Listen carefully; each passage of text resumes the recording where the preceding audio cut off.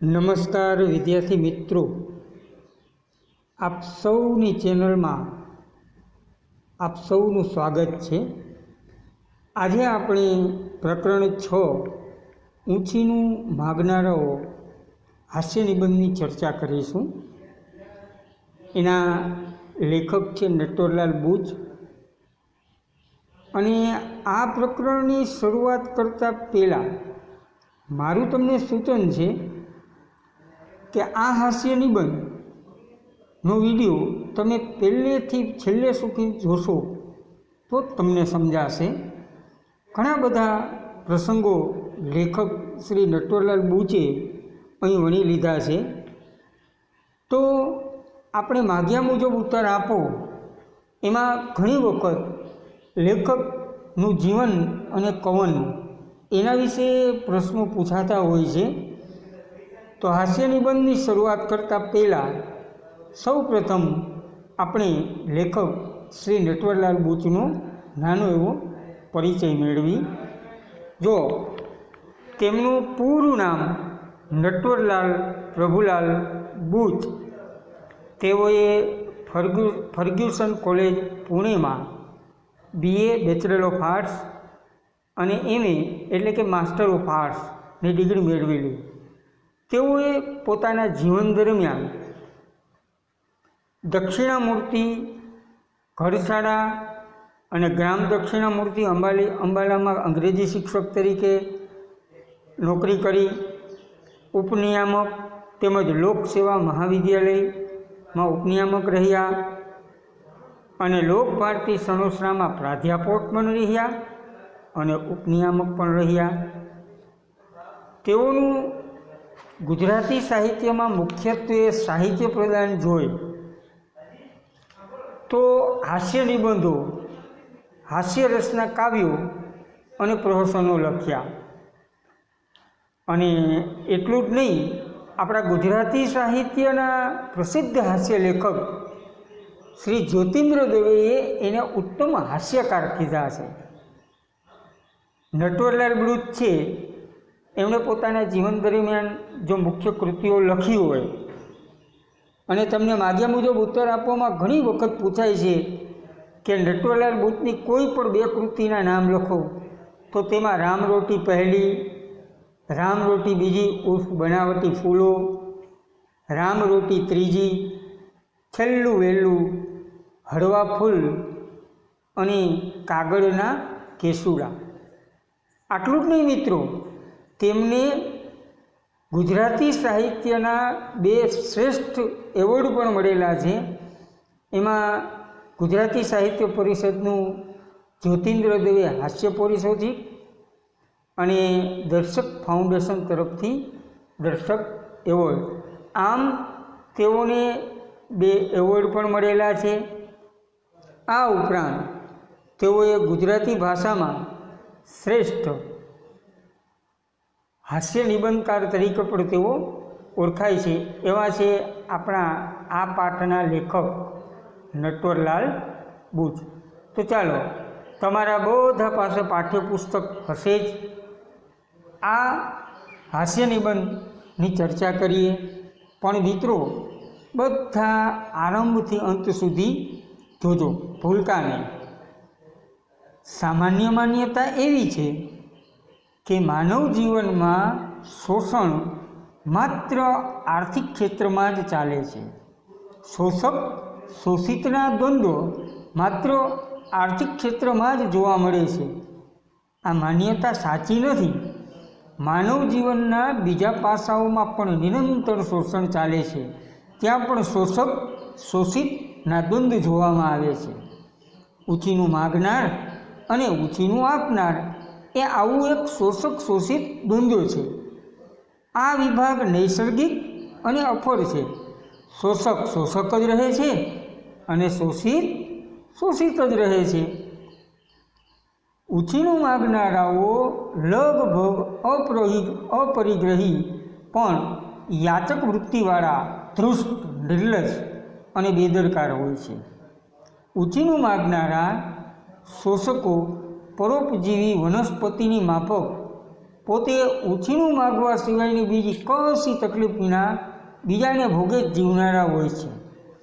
સવારથી સાંજ સુધીમાં સેંકડો ચીજોની તેમને જરૂર પડે છે, પણ તે બધી જ તેઓ ઉછીની માગીને જ ચલાવે છે. મીઠા મરચાંથી શરૂ કરી ઘી કે એલચી કેસર સુધીની અસ્થાયી ચીજો અને ટાંકણીથી શરૂ કરી કેમેરા કે રેડિયો સુધીના રાજ તેઓ આપણી પાસેથી નિઃસંકોચ ઉછીના માગી શકે છે. તે પાછા લાવવાની જવાબદારી પણ આપણા માથે જ રહે છે, અને તે પણ પાછા માગીએ ત્યારે મળે તેમ નહીં.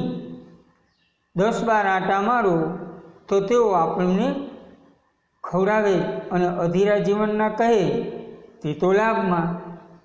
દુનિયામાં જેમ સંત પુરુષો ગણ્યા ગાંઠ્યા જ હોય છે, તેમ ઉછીનું લઈ જનારાઓમાં પણ અસ્થાયી વસ્તુ સારી જાતની અને લીધી હોય તેટલી જ અને સ્થાયી ભાગ્યા તોટ્યા વિના તેવી ને તેવી હાલતમાં વગર માગીએ ટાણાસર આપી જનારા વિરલ હોય છે. ઉછીનું માગનારા ઉછીનું આપતા નથી. ક્યારેક ભૂલે ચૂકે આપણે તેમની પાસે કાંઈ ઉછીનું માગવા જઈએ ત્યારે અચૂક એમનું દૂધ બગડી ગયું કે વપરાઈ ગયું જ હોય છે. ચા ખાંડ સવારે જ ખલાસ થયા હોય છે. ઘી તો તેઓ આપણી પાસે માગવા આવવાનો વિચાર કરતા જ હોય છે. ઉછીના રૂપિયા તો શું, એક નવો પૈસો પણ ઘરમાં હોતો નથી, અને ચપ્પુ કે ખાંડણી દસ્તો ક્યાંક મુકાઈ ગયેલા જ કે રોકાઈ ગયેલા જ હોય છે. જો આ પેરેગ્રાફમાં આવા થોડાક અઘરા શબ્દો આવ્યા. દ્વંદ્વ એટલે જોડકું, માત્ર બે જ વ્યક્તિઓ વચ્ચેનું યુદ્ધ. નૈસર્ગિક એટલે કુદરતી, અફર એટલે ફરે નહીં તેવું, યાચક એટલે માગણ, ધૃષ્ટ એટલે હિંમતવાળું નફટ, પરોપજીવી એટલે બીજા ઉપર જેના જીવનનો આધાર છે તેવું, રાજ એટલે આપણા ઘરની બધી ઘર વખરી શોભા, અને વિરલ એટલે અજોડ દુર્લભ. હવે જુઓ, આ નાના નાના 3 પેરેગ્રાફમાં આપણે શું જોયું કે શોષક શોષિતનો દ્વંદ્વ. આપણે જનરલી એવું માનતા હોય કે પૈસાના નાણાંના વ્યવહારમાં જ મોટા ભાગે શોષક અને શોષિત હોય. અચ્છા, હવે શોષક કેને કહેવા અને શોષિત કેને કહેવા? તમને ઘણી વખત 1-2 વાક્યમાં જવાબ આપો કે 1 વાક્યમાં જવાબ આપો એમાં પૂછાય છે કે જે હંમેશા ઉછીનું આપે એને શોષક કહેવાય. હંમેશા જે ઉછીનું આપે એને શોષિત કહેવાય, અને હંમેશા ઉછીનું લીધે જ રાખે એને શોષક કહેવાય. બીજી વાત આમાં એ જાણીએ આપણે કે ઉછીનું માગનારાઓ કેવા હોય, તો કે ઉછીનું માગનારાઓ અપરિગ્રહ, યાચક વૃત્તિવાળા, ધૃષ્ટ, નિર્લજ, બેરોજગાર અને પરોપજીવી હોય. અપરિગ્રહ એટલે શું, તો કે ભેગું ન કરવું એને અપરિગ્રહ કહેવાય, કે ઉછીનું માગનારા કોઈ દી કાંઈ ભેગું ન કરે. ધૃષ્ટ એટલે કે બેશરમ હોય, નિર્લજ એટલે કે લાજ વગરના હોય, બેદરકાર એટલે કે કાળજી વગરના હોય.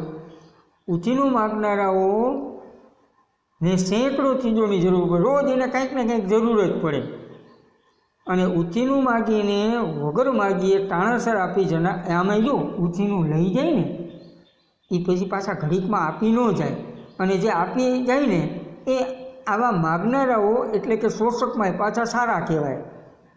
અને આવા ઉછીનું માગવાવાળા હોય ને એ કોઈ દી આપણે ઉછીનું આપે નહીં.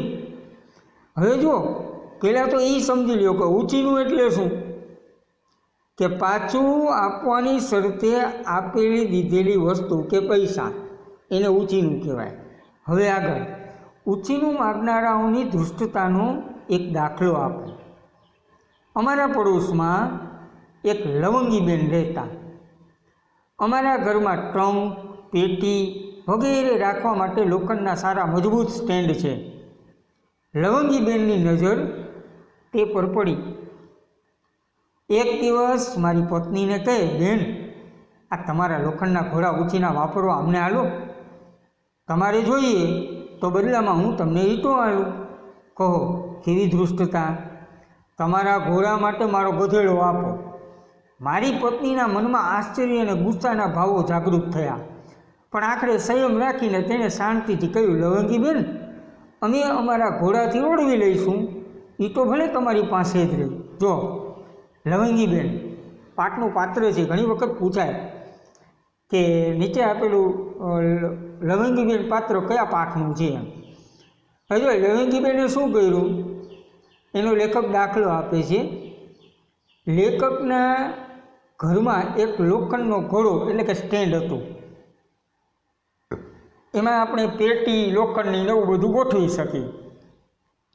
એ કે આ મને આપો, અને જુઓ ઘોડો લઈ જાય અને તમે તમારા લોખંડની પેટી રાખવી હોય તો હું તમને ઈંટો આપું. પણ લવંગીબેનને સામો લેખકની પત્ની પણ જવાબ આપે છે, બરાબર છે કે ભાઈ કાંઈ વાંધો નહીં, અમે અમારા ઘોડાથી હલાવશું, તમે તમારી ઈંટોથી ચલાવો. ઉછીનું માગનારની નજર ગીધ જેવી હોય છે.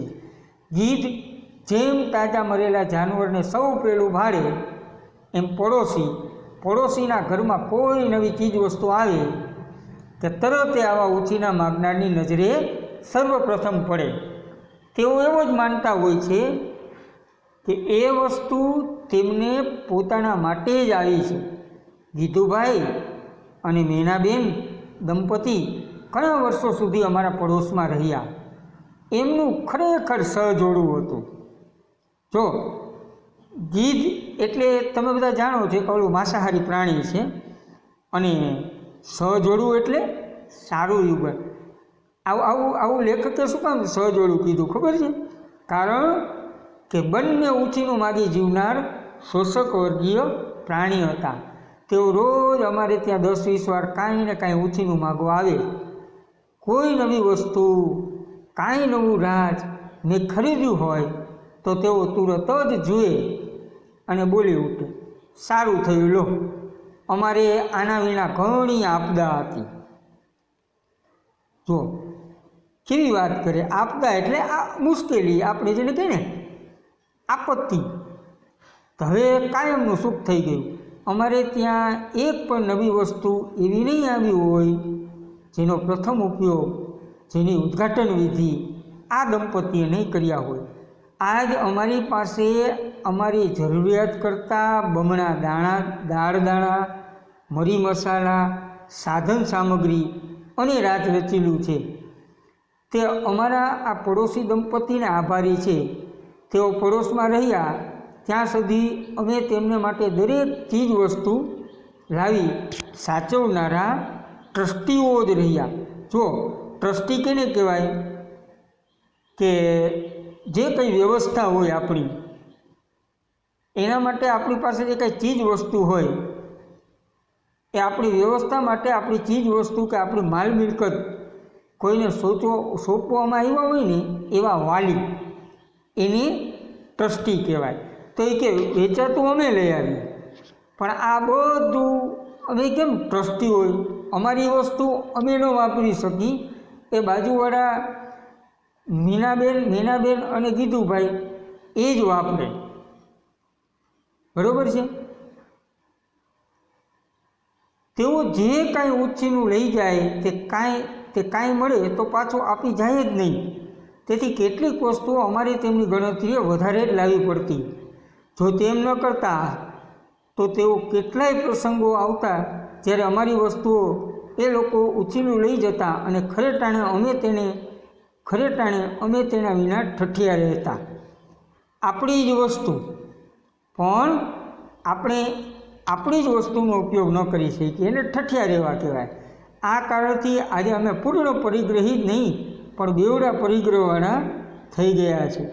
હવે જો પરિગ્રહી, અપરિગ્રહી એટલે આપણે એના પહેલાં એ શબ્દ આવ્યો કે ભેગું ન કરનાર, અને પરિગ્રહી એટલે ભેગું કરનાર. અમારી પાસે 2 કુટુંબોને ઉપયોગમાં આવી શકે તેટલા ઘણા મરી મસાલા, ગાદડા ગોદલા ઠામ વાસણ, અરે પેન ઘડિયાળ સુદ્ધા છે. પણ મને લાગે છે કે આ હકીકત મેં કહી દીધી તે ભૂલ કરી. મને ભય લાગે છે કે આપણા સમાજમાં ઠેર ઠેર વસતા ઉછીનું માગી જીવનારા પરોપજીવો મને ખાસ પત્ર લખી, અલબત્ત પડોશી પાસેથી પોસ્ટકાર્ડ ઉછીનું માગીને પછી નોટ પેડ મારી પાસેથી આ બધી વસ્તુઓ ઉછીનું માગશે. ખેર ખેર થયું તે થયું. જો આટલો પેરેગ્રાફ જોયો, એમાં આપણે આટલા થોડાક મુદ્દા તારવી. થોડાક શબ્દાર્થ મેં તમને પહેલાં જ કહી દીધા. આપદા એટલે મુશ્કેલી, ટ્રસ્ટી એટલે ટ્રસ્ટનો વહીવટ કરનાર આદમી કે વાલી, પરિગ્રહ એટલે જંજાળ, માલ મિલકત વગેરેની સરપતિ, ઠઠિયા રહેવું એટલે લાચારી ભોગવવી અથવા સમસમી જવું. આપણે આમાંથી આટલા મુદ્દા થાય. પેલું જો આગલા મુદ્દાઓમાં પાત્રોમાં આપણે એક લવંગીબેન પાત્ર જોયું, આમાં ગીધુભાઈ અને મીનાબેન પાત્ર જોયું. અચ્છા, લેખક અને લેખકની પત્ની તો ખરા જ હો મિત્રો. ઉછીનું માગનારાઓની નજર ગીધ જેવી હોય. ગીધુભાઈ અને મીનાબેન દંપતીનું સહજોડું, લેખકના ઘરમાં આવનાર તમામ વસ્તુઓનો પ્રથમ ઉપયોગી કરનાર દંપતી એટલે ગીધુભાઈ અને મીનાબેન. લેખકના ઘરની તમામ ચીજ વસ્તુઓના લેખક માત્ર શું હતા? ટ્રસ્ટી. અને આ માટે બે કુટુંબને ચાલી શકે તેટલી વસ્તુઓ લેખક પોતાના ઘરમાં વસાવતા. ઉછીનું માગીને જીવનારા પરોપજીવોથી લેખક ખૂબ બીવે. કારણ લેખક તો એ પણ ભય વ્યક્ત કરે છે કે જુઓ મેં ભૂલ કરી, મેં આ તમને બધાને વાત કરી કે મારા ઘરમાં આટલું છે, અને કોઈ જો વાંચી જશે ને આવા ઉછીના માગનાર, તો એ પાછા એ લેવા આવશે. ઉછીનું માગનારાઓની એક ખાસિયત છે. ઉછીનું માગનારાઓની એક ખાસિયત એ હોય છે કે તેઓ ઉછીની લીધેલી વસ્તુઓ બેપરવાહીથી વાપરે છે. કારણ કે તે તેમની હોતી નથી, અને પાછી જ્યારે વસ્તુ ભાંગે તૂટે ત્યારે કાં તો વસ્તુઓનો દોષ કાઢે અથવા આપણે કોઈને આપણી વસ્તુ આપીને. મને બરાબર યાદ છે, મેં એક વખત લીવના લીધું તો બહુ હું જાળવીને વાપરતો. તો મારો એક મિત્ર હતો ને, એને આવડતું નહીં, તો અમે કોલેજ કરતા, તો મેં કીધું ચાલ તારે શીખવું છે ને લઈ જા. હવે એક વખત એ ભૂલી ગયો કે એની પાછળ હું બેઠો હતો, એટલે મેં એને કીધું કે મહેશ સે ધીમે ચલાવ ને. તો એ કે આપણે તો શીખવું છે ને હાંકવા દે ને, ક્યાં આપણા બાપાનું. જો હાવ બેપરવાહીથી ચલાવે. કારણ કે વાહન એનું નહોતું. થોડા વર્ષો પહેલાં નારંગીનો રસ કાઢવાના નવી જાતના કાચના સંચા નીકળેલા. અમારા માટે આવો સંચો અને થોડી નારંગી હું લાવ્યો. ગીધ દ્રષ્ટિ ગીધુભાઈ અને મીની દ્રષ્ટિ મીનાબેન તે દેખી ગયા. તુરત જ તેમણે કહ્યું, હં ને આનું રસ કાઢવાનો સંચો લાવ્યા, લાવો તો જરા જોઈએ તો ખરા કેવું કામ આપે છે. બે નારંગી પણ ઉછીને આપજો, સંચો ને નારંગી લઈ ગયા. થોડી વારે ગીધુભાઈ આવ્યા ને કે ભલા ભાઈ આવો જાપાનીઝ માલ ન લેતા હોતો. પેલા સંચા વડે મીનાએ ચમચો રસ માંડ કાઢ્યો હશે ને, ત્યાં તો મીનાના હાથમાંથી સંચો નીચે પડ્યો અને ટુકડે ટુકડા થઈ ગયા. હવે બીજો લાવો ને ત્યારે બ્રિટિશ બનાવટનો લાવજો, જોઈએ તો મને સાથે લઈ જજો. હું પેલા હાસમ કટલરીવાળાને ત્યાંથી સારો અને સસ્તો પાડીશ. મેં કહ્યું ગીધુભાઈ સંચો તો અસલ બ્રિટિશ બનાવટનો હતો, પણ મીનાબેનનો હાથ જાપાનીઝ હતો. ગીધુભાઈ કહે અરે ના રે ના, એ તો મને પણ પીસી નાખી એવી છે, બાકી સંચાનામાં તળ પહેલેથી જ હશે. દુકાનદારે તમને નુકસાનીનો માલ ફટકાર્યો. મેં માલ બરાબર જોઈ તપાસીને જ લીધેલો વગેરે દલીલો નિર્થક લાગી, તેથી હું મૂંગો જ રહ્યો. આવી તો અમારી કેટલી વસ્તુઓ ઉછીનું માગનારાઓને ટાળી નાખી છે. દરેક વખતે વાંક વસ્તુનો અને પેલી વસ્તુ લાવવા બદલ મારો. અમારી ઘણી બધી ચીજોની માલિકી અમારી, પણ કબજો ગીધુભાઈ દંપતીનો રહેતો. તેઓ જોઈતી વસ્તુ ઉછીની માગી જાય અને પાછી આપી જવાની વાત નહીં, પરિણામે જરૂર પડી અમારે તે તેમને ત્યાં માગવા જવું પડતું, પણ તેમનો ઉપયોગ અમે પૂરો કર્યો ન હોય ત્યાં તો તેમની ફરી માગણી આવી જ હોય. હવે જુઓ, નિરર્થક એટલે અર્થ વિનાનું, ટાળી નાખવું એટલે બગાડી નાખવું. હવે અહીંયા અભ્યાસના મુદ્દા કેટલા નીકળ્યા મિત્રો? તો કે ઉછીનું માગેલી વસ્તુઓ ને ઉછીનું લેવાવાળા આવે ને એ બેપરવાહીથી વાપરતા હોય. બીજું, નારંગીનો રસ કાઢવાનો સંચો, એનું લેખકે ઉદાહરણ દીધું. પછી કહે છે કે સંચો તૂટી ગયો, તો તૂટી ગયો તોય સામે ગીધુભાઈ લેખકને સલાહ આપે છે કે ભાઈ તમે સારી વસ્તુનો, સારી બનાવટનો, સારી કંપનીનો સંચો લઈ આવો. અને સંચો લાવવા બદલ લેખકનો દોષ ગીધુભાઈ કાઢે છે. આમ લેખક આપણને કહે છે કે લેખકની ઘરની ઘણી વસ્તુ પર કબજો જમાવી બેઠેલું ગીધુભાઈનું દંપતી હતું. અમારું શાક સુધારવાનું ચપ્પુ આ રીતે મોટે ભાગે તેમને ત્યાં જ રહેતું. હવે ચપ્પુ જેવી ચીજની વારંવાર જરૂર પડે એટલે ચપ્પુની અમારી વચ્ચે ઠીક માગામાગ રહેતી. અમારે કંટાળી અને અમને કંઈક તેમને સરવારવાના ઈરાદાથી એક વખત એક નવું જ ચપ્પુ ખરીદી લાવી ને મેં તેમને કહ્યું, ગીધુભાઈ, મીનાબેન, લ્યો આ ચપ્પુ, તમારે અમારી પાસે રોજ માગવા આવવું પડે તે કરતાં મને થયું કે એક ચપ્પુ બીજું લાવી તમને આપી રાખું. હવે આ નવું તમે રાખજો અને પેલું અમે વાપરશું. મેં માન્યું કે આટલું કર્યા પછી તો બંને ભૂઠા પડશે અને હાલતા ને ચાલતા ચીજો ઊંચીની માગવાનું બંધ નહીં કરે તો પણ ઓછું તો કરી જ નાખશે. પણ મારી માન્યતા ખોટી ઠરી. તેમણે લેશ માત્ર શરમાયા વિના, કશી આનાકાની કર્યા વિના ચપ્પુ સ્વીકારી લીધું. કેમ જાણે પોતે જ મગાવ્યું હોય અને હું લાવ્યો હોઉં. અને મને કહ્યું, ઠીક કર્યું, તમે અમારી એક તકલીફ ઓછી કરી. જો લેશ માત્ર એટલે જરા શરમ, આનાકાની કરવી એટલે હાના કરવી, સંકોચ થવો. અહીંયા ગીધુભાઈ દંપતીને શરમાવવા માટે લેખક નવું ચપ્પુ લઈ આવે છે, પણ અહીંયા ગીધુભાઈની નફટાઈ કેવી, એણે લઈ લીધું.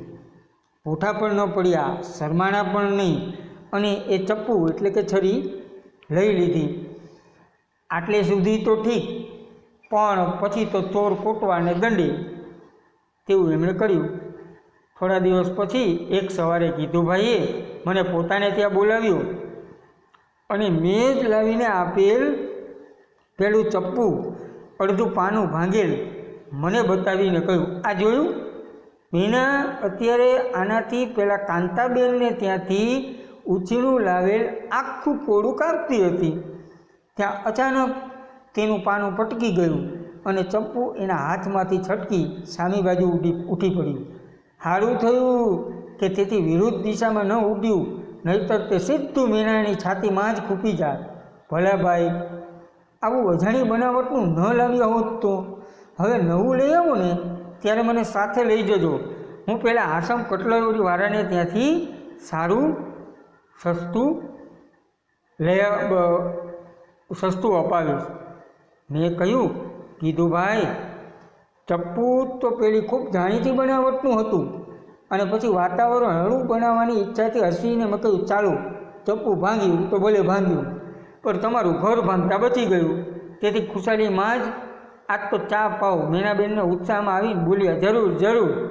અને પછી થોડા દિવસથી પોતાને ત્યાં આવેલી એની ભાણીને કહે, ભાણી જાતો બેન, કાકાને ત્યાં જઈ કાકીને ચા પીવા બોલાવી લાવ અને તેમને કહેજે કે સાથે થોડા ઉછીના ચા ખાન અને કપ રકાબી ગળણી લાવે અને રહેતો જરા જોઈ લો. હા, અડધો શેર દૂધ પણ ઉછીનું લેતા આવે.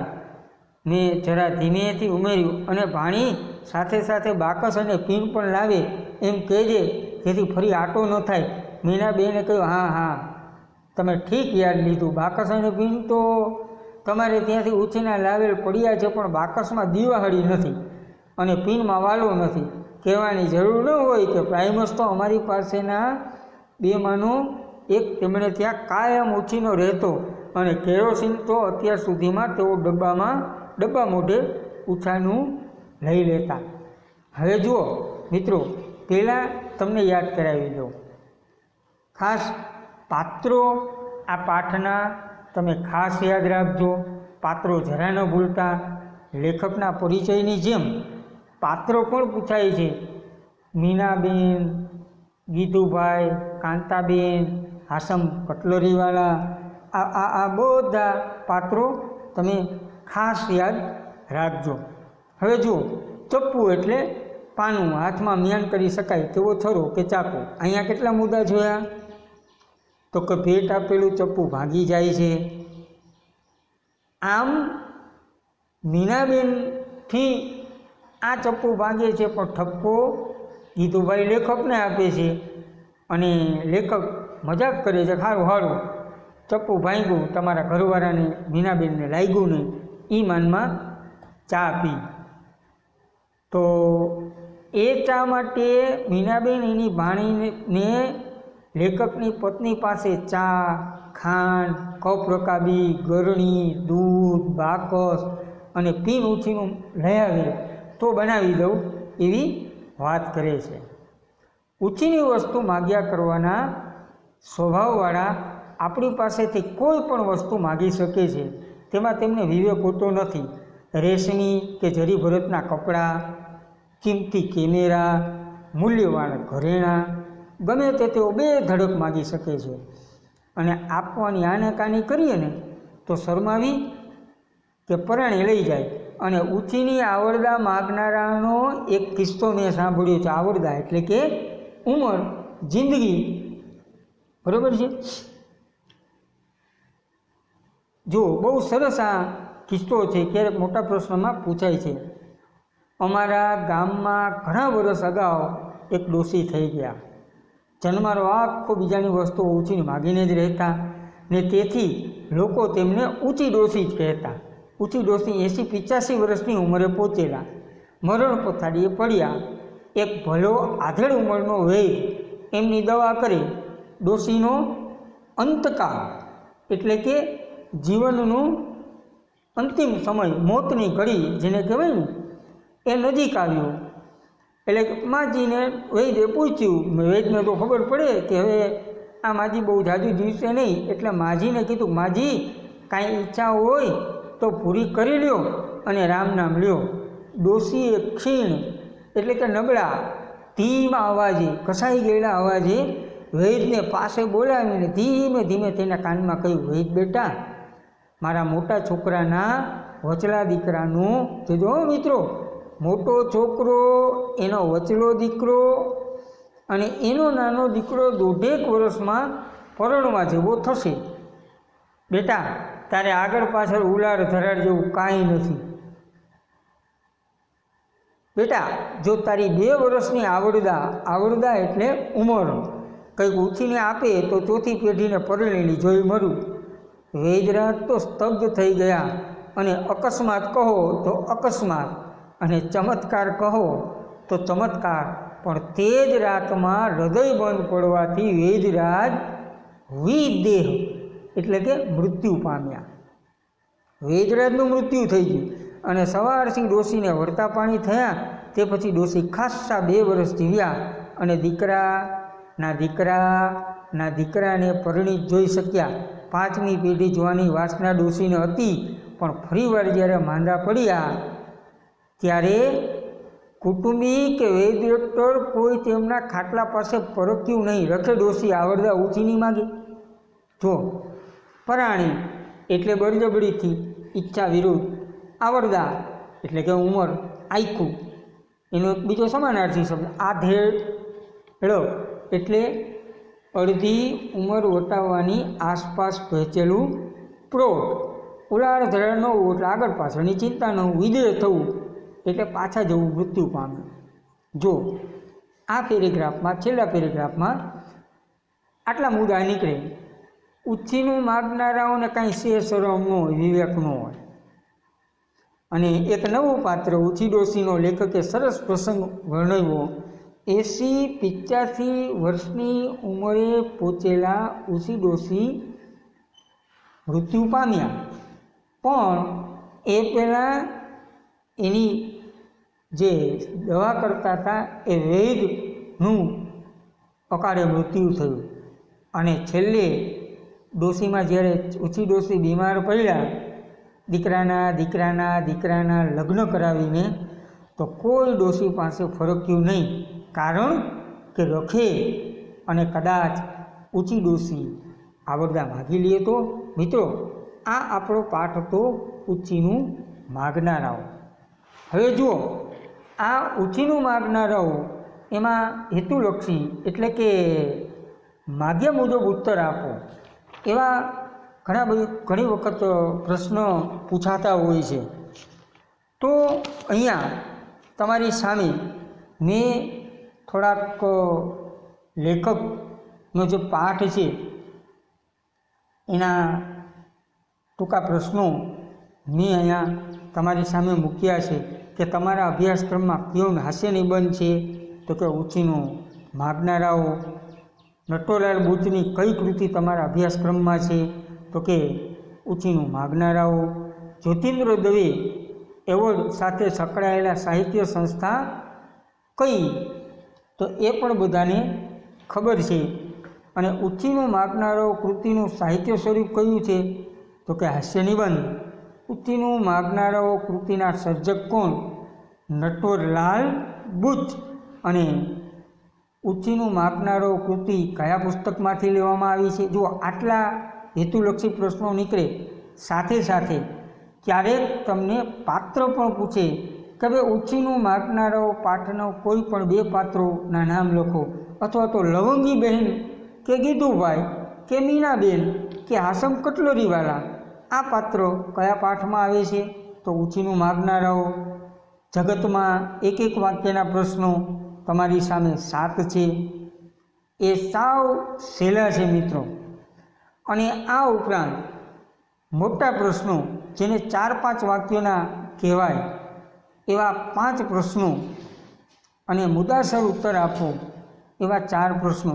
આમ તમારે ટોટલ 6 હેતુલક્ષી, 7 એક વાક્યના, 6 ને 7 13, 4-5 વાક્યના 5 એટલે કે 13 ને 5 18 અને મોટા પ્રશ્નો 4 એટલે કે ટોટલ 22 પ્રશ્નો તમારી પાકી બુકમાં લખી રાખજો.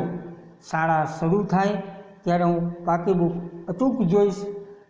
આળસ ન કરતા મિત્રો, જરૂર તમે લખી નાખજો. અને ક્યાંય પણ ન સમજાય તો તમે મને વ્યક્તિગત ફોન કરીને જરૂર પૂછજો.